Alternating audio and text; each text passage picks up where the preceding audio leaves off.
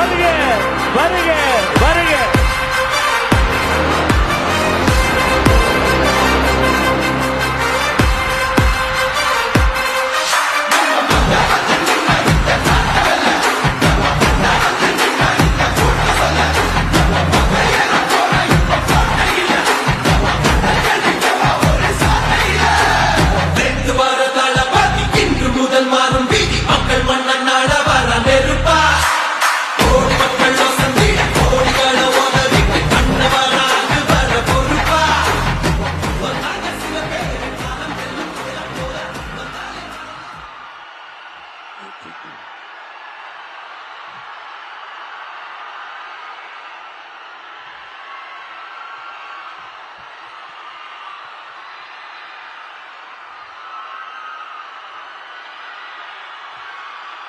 நன்றி நன்றி நன்றி.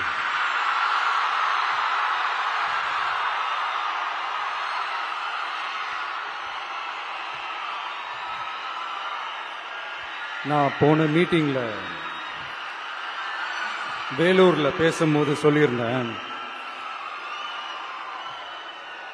தமிழ்நாடு தான் விஜய், விஜய் தான் தமிழ்நாடு அப்படின்னு நான் சொல்லியிருந்தேன். அது ஏன் அப்படி சொன்னேன் அப்படின்னா, தமிழ்நாட்டு மக்களுடைய ஒரே பிரதிநிதியா, உண்மையான ஒரு பிரதிநிதியா நாம மட்டும்தான் இருக்கிறோம் அப்படின்றதுக்காக தான் அப்படி நான் சொன்னேன். அப்புறம் அந்த தேர்தல் பத்தியும் நான் சொல்லியிருந்தேன்.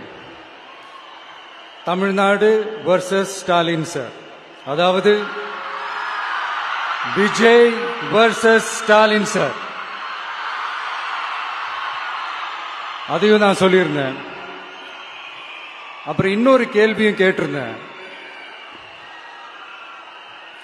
இது தமிழ்நாடு சட்டசபைக்கான ஒரு தேர்தல், இதை ஏன் தமிழ்நாட்டுக்கும் டெல்லிக்குமான ஒரு எலெக்ஷன் சொல்றீங்க அப்படின்னு நான் கேட்டிருந்தேன். உடனே விஜய் பாஜகவுக்காக பேசுறாரு அப்படின்லாம் திருச்சி பேச ஆரம்பிச்சிட்டாங்க. அப்புறம் ரெகுலரா ஒன்று பண்ணுவாங்கல்ல, நம்மளுடைய சிறுபான்மை சகோதரர்களை பயமுறுத்தி பயமுறுத்தி ஒரு ஏமாத்து வேலை ஒன்று செய்வாங்கல்ல, அது இனிமே அவங்களால தொடர்ந்து செய்ய முடியாதுன்னு அவங்களுக்கு தெரிஞ்சு போச்சு. அதனால தான் நான் என்ன பேசினாலும் அதை திருச்சி பேசுறது, அந்த தில்லு முள்ளு வேலைகள்லாம் அவங்க செய்ய ஆரம்பிச்சிட்டாங்க.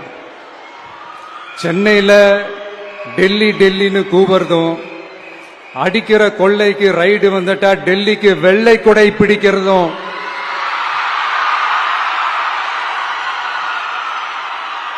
இதெல்லாம் யாருன்னு உங்களுக்கே நல்லா தெரியும். தமிழ்நாட்டை காப்பாத்துறது திமுக தான், தமிழ்நாட்டை பொழைக்க வைக்கிறது திமுக தான், இதெல்லாமே பண்றது திமுக தான், ஸ்டாலின் சார் தான். இதெல்லாம் ஒர்க் அவுட்டே ஆகாது பாஸ்.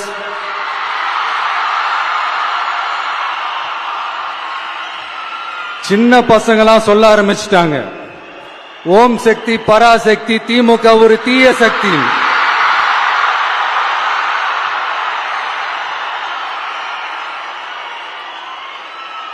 அதனால இந்த தமிழ்நாடு இன்னொன்னு வேற ஒண்ணு சொல்றாங்க. அது என்னடானா, தமிழ்நாட்டு அணி டெல்லி அணியா. கிரிக்கெட்ல கூட தமிழ்நாட்டு அணியை டெல்லி அணியால தொட்டு கூட பார்க்க முடியாது.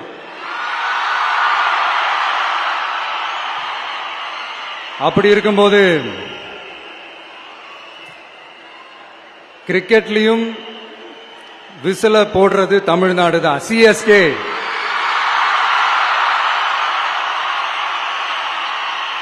வரப்போற எலெக்ஷன்லயும் விசில போட போறது நம்ம டிவிக்கே தான்.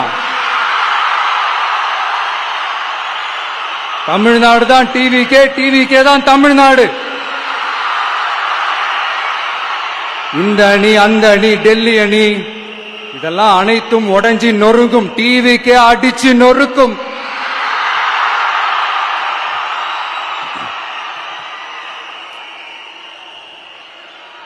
எனக்கும் என்னுடைய மக்களுக்கும் நடுவுல வேற யாராலையும் உள்ள நுழையவே முடியாது.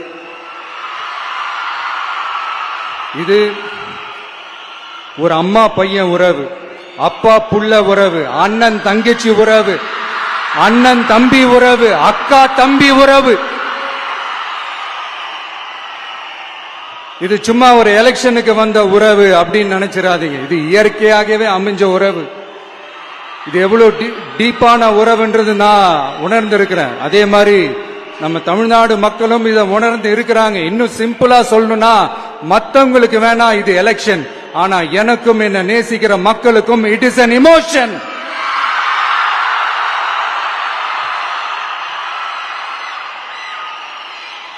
And it is not an ordinary emotion.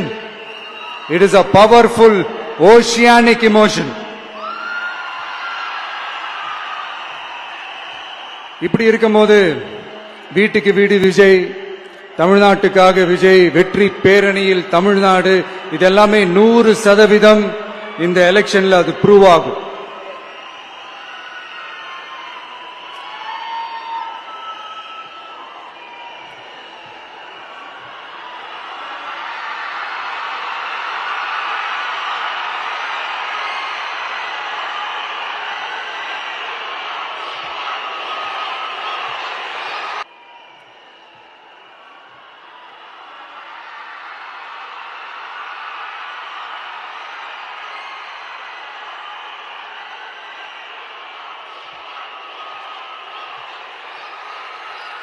நீங்க எல்லாரும் எனக்கு இன்னொரு உறுதிமொழியை ஒன்று கொடுக்கணும்.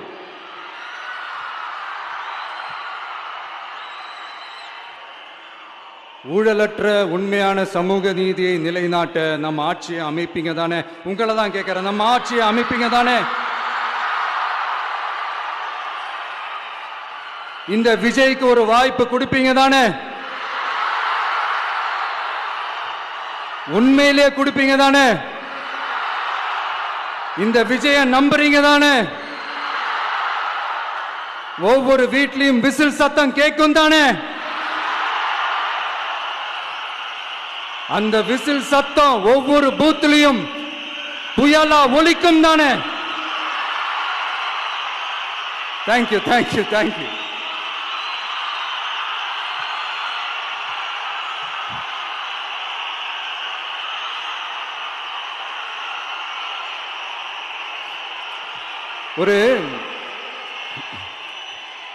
ஒரு டாக்டர் இருக்காருன்னா நாம எப்போ அவரை பத்தி யோசிப்போம்?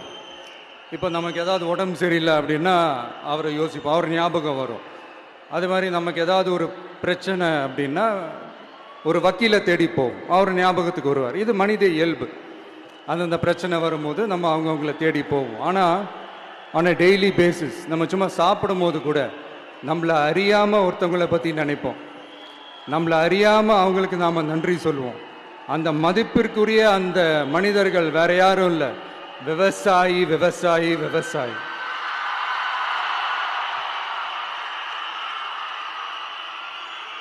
அவங்க பார்க்கறதுக்கு வேணா சாதாரணமா இருப்பாங்க, ஆனா அவங்க சாதாரணமான மனிதர்கள்லாம் கிடையாது. இந்த உலகத்தையும் மனிதர்களையும் படைச்சது கடவுள்னு சொல்லுவாங்க, ஆனா அந்த கடவுளுக்கே படையல் போடுற உயர்ந்த மனிதர்கள் தான் நம்ம விவசாயிகள். இந்த பூமியில உயிர் இருக்குது, இந்த பூமியில பூ பூக்கும், காய் காய்க்கும், பூத்து குலுங்கும்னு இந்த பூமியை அழகா காட்டி இந்த பூமியை சாமி ஆக்கிறதுல இயற்கையோட சேர்ந்து நம்ம விவசாயிகளுக்கும் ஒரு முக்கிய பங்கு ஒன்று இருக்குது. அதனால நான் ஏதோ ஓவரா ஏதோ சொல்றேன்னு நினைக்காதீங்க. எனக்கு இந்த அடுத்த ஜென்மம் மறுபிறவியை பற்றியெல்லாம் எனக்கு தெரியாது. அது உண்மை அப்படின்னா அடுத்த ஜென்மத்தில் நான் ஒரு விவசாயி குடும்பத்தில் பிறக்கணும்னு ஆசைப்படுறேன்.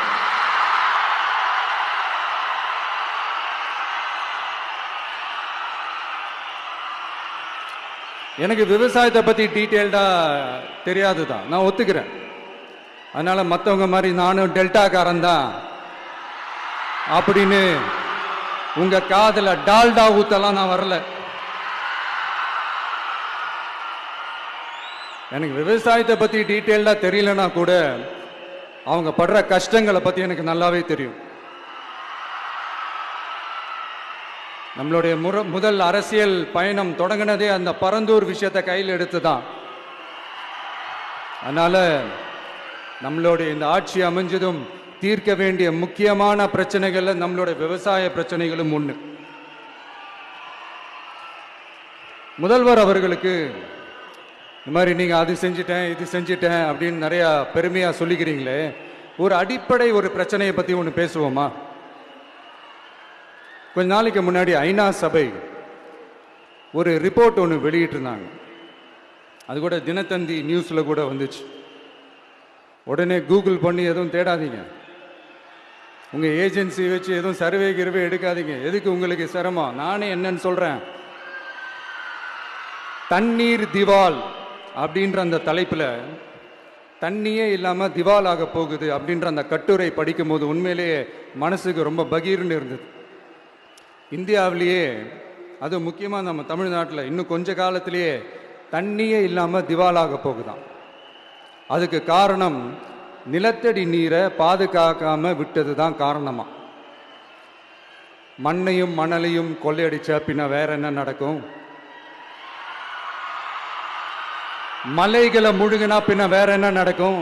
கனிம வளங்களை கொள்ளையடிச்சா பின்ன வேற என்ன நடக்கும்? இந்த மணல் கொள்ளையில ஈடுபட்டவங்கள மேல நீங்க சரியா நடவடிக்கை எடுக்கலன்னு அது போதுமானதாக இல்லை அப்படின்ட்டு சென்னை உயர்நீதிமன்றம் சொன்னிச்சே, மறந்துட்டீங்களா? இந்த மணல் கொள்ளை, கனிம வள கொள்ளை, இதுக்கெல்லாம் காரணம் மணல் மாஃபியா குரூப் தான் மதுரை உயர்நீதிமன்றம் அந்த கிளை சொன்னிச்சு. அதை மறந்துட்டீங்களா? இந்த மணல் மாஃபியா குரூப்புக்கு ஆதரவு அளிக்கிறது யாரு? உங்க திமுக கவர்மெண்ட் தானே. அது இல்லைன்னு சொல்ல முடியுமா? அவங்களோட டீலிங்ல இருக்கிறது யாரு? நீங்க தானே. அது இல்லைன்னு சொல்ல முடியுமா? தண்ணி திவாலாக போகுது, மணல் திவாலாக போகுது, கனிம வளம் திவாலாக போகுது. மொத்தத்தில் உங்க ஆட்சியில தமிழ்நாடு திவாலாக போகுது. கடன் மேல கடன் வாங்கிட்டு உங்க கவர்மெண்டே குப்பராட்சி படுத்துக்குச்சு. உங்ககிட்ட பேசுறதும் ஒண்ணுதான். சரி, அதை விடுங்க.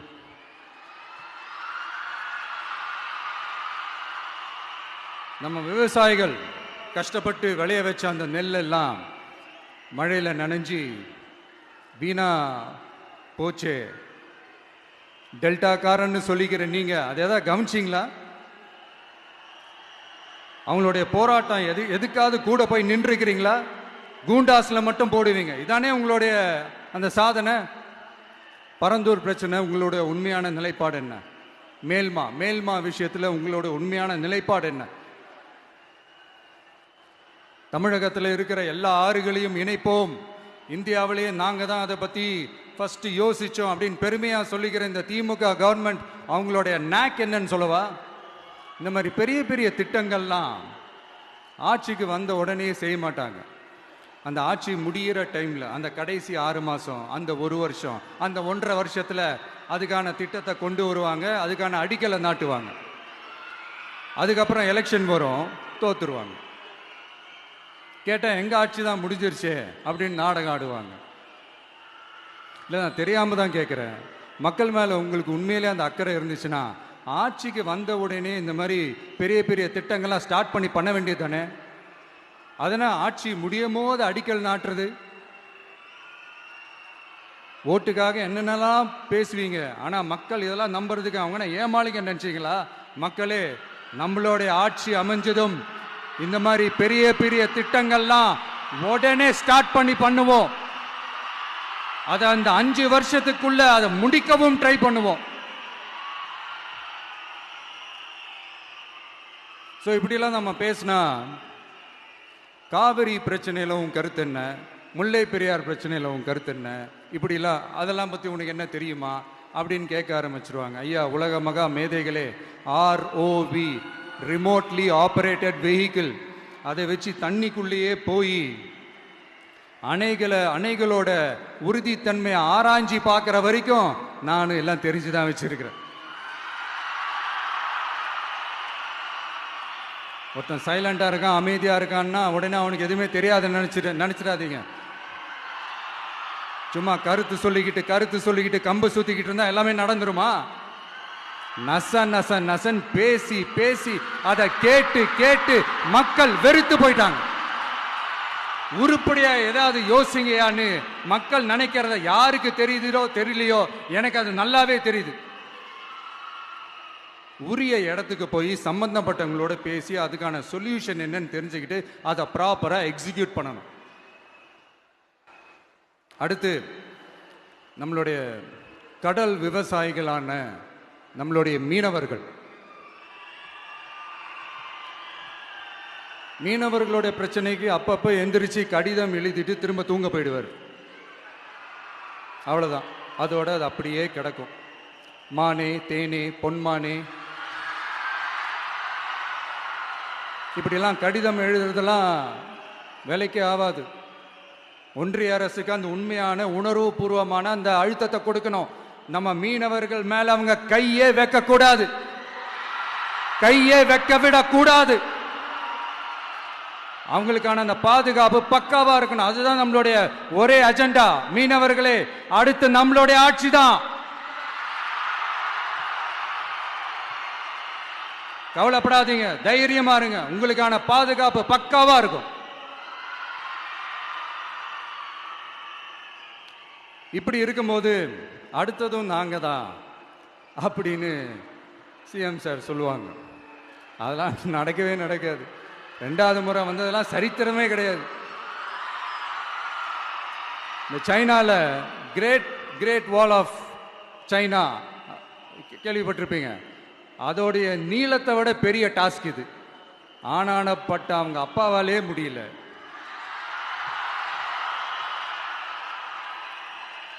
நான் முன்னாடியே சொன்ன மாதிரி உரிய இடத்துக்கு போய் சம்பந்தப்பட்டவங்களோட பேசி அதுக்கான சொல்யூஷன் என்னன்னு தெரிஞ்சுக்கிட்டா அதை எக்ஸிக்யூட் பண்றது தான் ஒரு தெளிவான அரசியல். சும்மா ஆறுதல் சொல்றதெல்லாம் தெளிவான அரசியல்லாம் கிடையாது.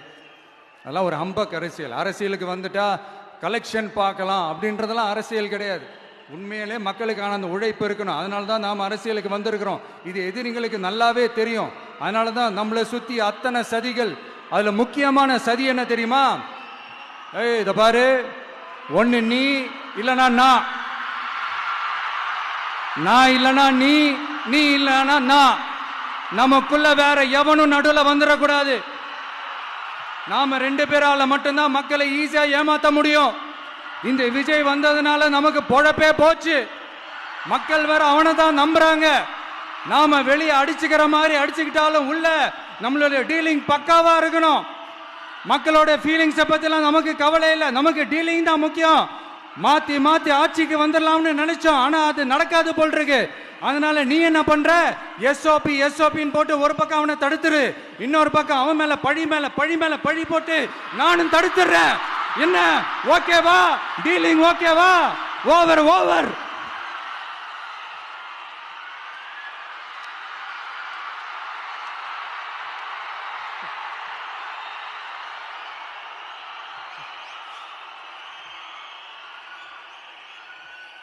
இல்லைங்க, உண்மையிலேயே சிரிக்கிறதா என்ன பண்றதுன்னு எனக்கு தெரியல. உண்மையிலே இப்படிதான் இருக்கு அவங்க டீலிங்லாம்.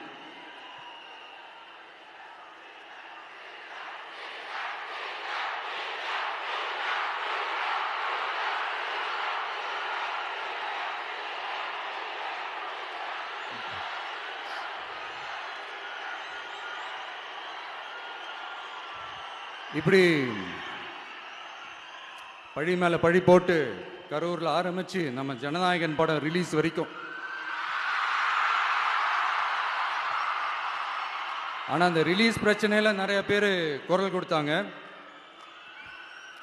முக்கியமா நம்மளுடைய முதல்வர் அவர்கள் கூட பூசி மொழிகி பட்டும் படாம குரல் கொடுத்தாங்க. But what ever it is, குரல் கொடுத்த அவங்களுக்கும் மற்றவங்க எல்லாருக்கும் இந்த நேரத்தில் என்னுடைய நன்றியை தெரிவிச்சுக்கிறேன். இப்படி நாம வெளிப்படையா பேசுறதுனால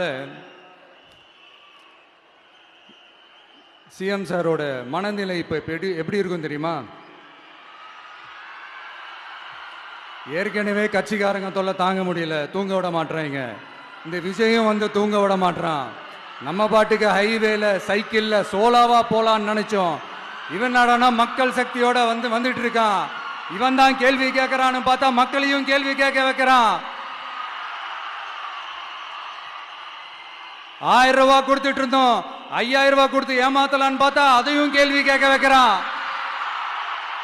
விசில் சத்தம் வேற விண்ண முட்டுது. கூட்டணி கட்சிகள் தொல்லை வேற தாங்க முடியல. இவன் பண்ற பிரச்சாரத்தையாத்த முடக்கலான்னு பார்த்தா அப்பவும் மக்கள் அவன் பின்னாடி தான் நிக்கிறாங்க. என்ன பண்றது ஏது பண்றதுன்னு தெரியாத ஒரு மனநிலையில இருப்பாரு. ஆனா சார், நீங்க இந்த விஜயம் முடக்கலாம், ஆனா ஒவ்வொரு வீட்டில் இருக்கிற ஒவ்வொரு விஜயையும் உங்களால முடக்கவே முடியாது.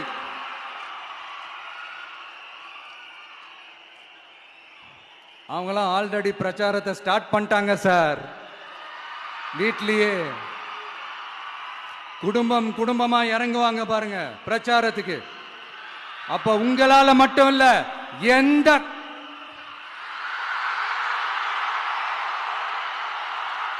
யாராலையும் தடுக்க முடியாது.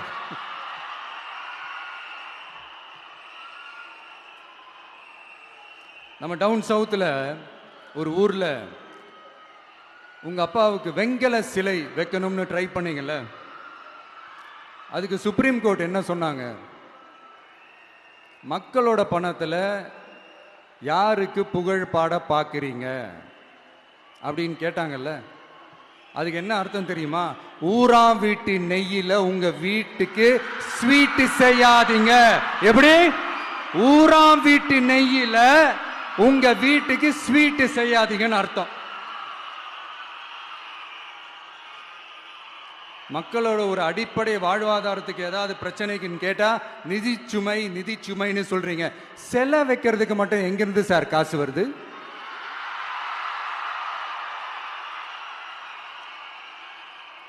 முதல்ல மக்களுக்கு அந்த சோறுக்கு வழி பாருங்க சார். செலவு வைக்கிறத பத்திலாம் அப்புறமா யோசிக்கலாம். கேஸ் சிலிண்டருக்கு மானியமா 100 ரூபாய் தரேன்னு சொன்னீங்களே, என்னாச்சு? கரும்புக்கு ஆதார விலையா 4000 ரூபாய் தரேன்னு சொன்னீங்களே, என்னாச்சு? ரொம்ப நாள் கல்யாணமே ஆகாம இருக்கிற பெண்களுக்கு அவங்களுடைய கல்வி தகுதிக்கு ஏற்ப அரசு வேலை கொடுப்போம்னு சொன்னீங்களே, என்னாச்சு? இதெல்லாம் வெறும் சாம்பிள் தான். இதோட ஹைலைட் ஒன்று இருக்கு. மாநில அரசால முடியவே முடியாதுன்னு தெரிஞ்சுக்கிட்டோம், நாங்க வந்தா நீட்டை ஒழிப்போம். ஆகா ஆகா ஆகா ஆகா, எவ்வளவு பெரிய ஒரு மோசடி இது! கேட்டா நாங்க தான் முன்மாதிரி ஆட்சின்னு சொல்லுவாங்க. மோசடி ஆட்சி. மோசமானவங்களே முக்கியமானவங்க கேள்விப்பட்டிருக்கிறீங்களா? அந்த மாதிரி மோசடி ஆட்சியிலே முக்கியமான ஆட்சி இந்த திமுக ஆட்சி. மக்களே, மக்களை நேசிக்கிற விஜய் வேணுமா? மக்கள் விரோத ஆட்சி நடத்துற ஸ்டாலின் சார் வேணுமா?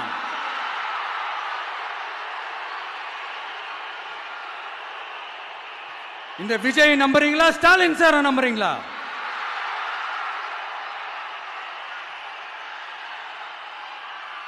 இந்த சத்தத்துக்கு அர்த்தம் தெரியுமா சார்? ஸ்டாலின் தொடரட்டும் அப்படின்னு அர்த்தம் கிடையாது. தீய சக்தி திமுக ஆட்சி மறையட்டும், தூய சக்தி டிவிகே ஆட்சி வரட்டும். நானும் உதிக்கட்டும்னு சொல்லாம்னு நினைச்சேன், பார்த்தா அதை வேற திருச்சி பேச ஆரம்பிச்சிருவாங்க. திருநெல்வேலியில, நாங்குநேரியில இப்போ ரீசெண்டா ஒரே லைன்ல சொல்லணும்னா, நம்ம நண்பர் ஒருத்தர் ட்வீட் போட்டிருந்தாரு, அதையே சொல்றேன். ஸ்டாலின் தொடரட்டும், சட்டம் ஒழுங்கு சந்தி சிரிக்கட்டும். இதுதான் அந்த பிரச்சனைக்கு ஒரே லைன்.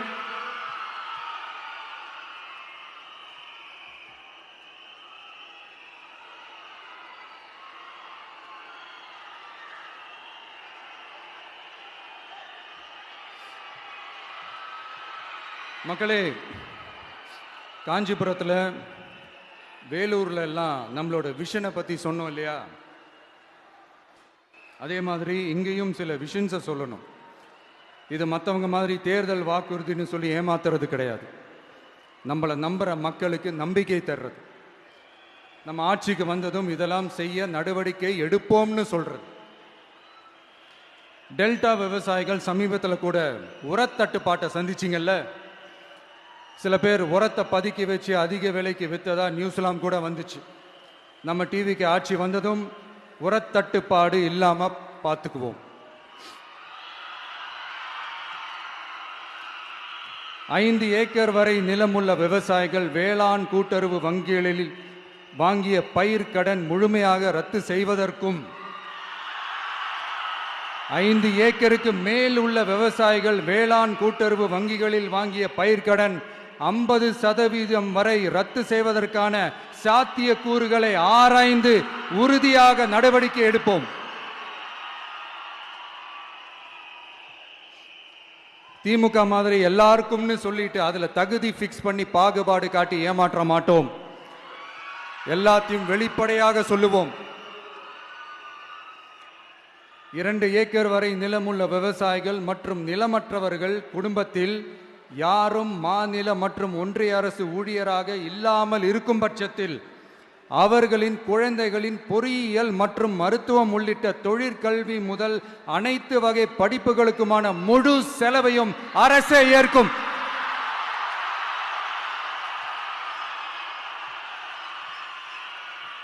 விவசாயிகளின் விருப்பத்திற்கு எதிராக எந்த திட்டமாக இருந்தாலும், ஒன்றிய அரசின் நெருக்கடியே இருந்தாலும் அந்த திட்டத்தை உங்களுடைய டிவிகே ஆட்சி முழுமையாக நிராகரிக்கும். எப்போதும் விவசாயிகளின் பக்கமே நம் ஆட்சி நிற்கும். கொள்முதல் நிலையங்களில் முறையாக நெல் மூட்டைகள் பாதுகாக்கப்படும். நெல் முளைத்து வீணாவதை பார்த்து கொண்டு நமது அரசு சும்மா இருக்காது. போதுமான கொள்முதல் நிலைய வசதிகள் ஏற்படுத்தப்படும். அதே போல கொள்முதல் நிலையங்களில் கொள்முதல் செய்வதற்கோ மூட்டை ஏற்றி இறக்கவோ 1 பைசா கமிஷன் வாங்காமல் பார்த்து கொள்ளப்படும். அப்படி கமிஷன் வாங்குவது யாராக இருந்தாலும் கடும் நடவடிக்கை எடுக்கப்படும்.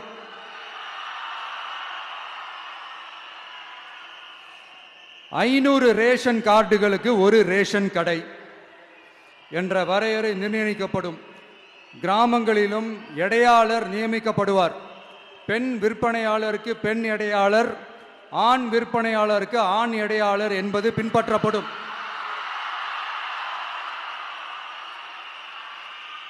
ரேஷன் கடைகளில் அரிசி தவிர அனைத்து பொருள்களும் பாக்கெட் செய்து விநியோகிக்கப்படும். மீனவர்களுக்கு ஒன்றிய அரசு சட்டப்படியான பாதுகாப்பை உறுதி செய்ய வேண்டும். அதற்கான உண்மையான உணர்வுபூர்வமான அழுத்தத்தை ஒன்றிய அரசுக்கு நமது டிவிக்கு அரசு கொடுக்கும்.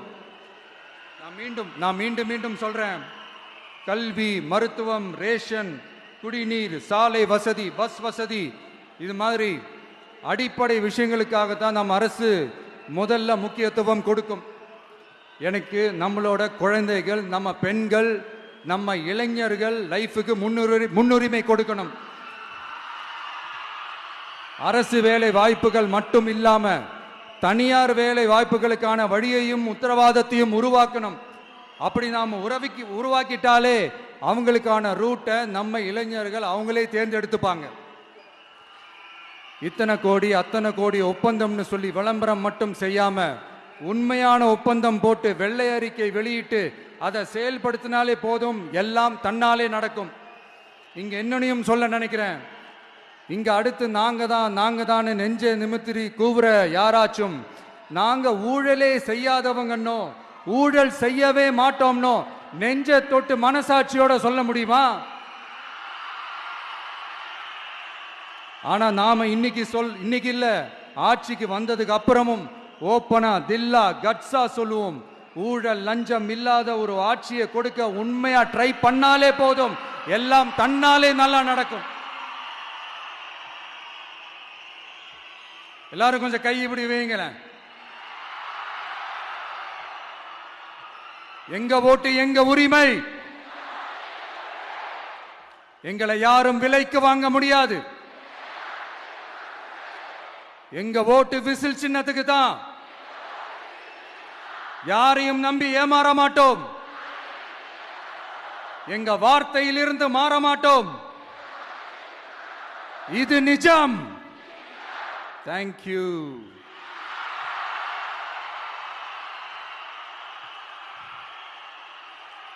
என் நெஞ்சில் குடியிருக்கும் தஞ்சை மக்களே,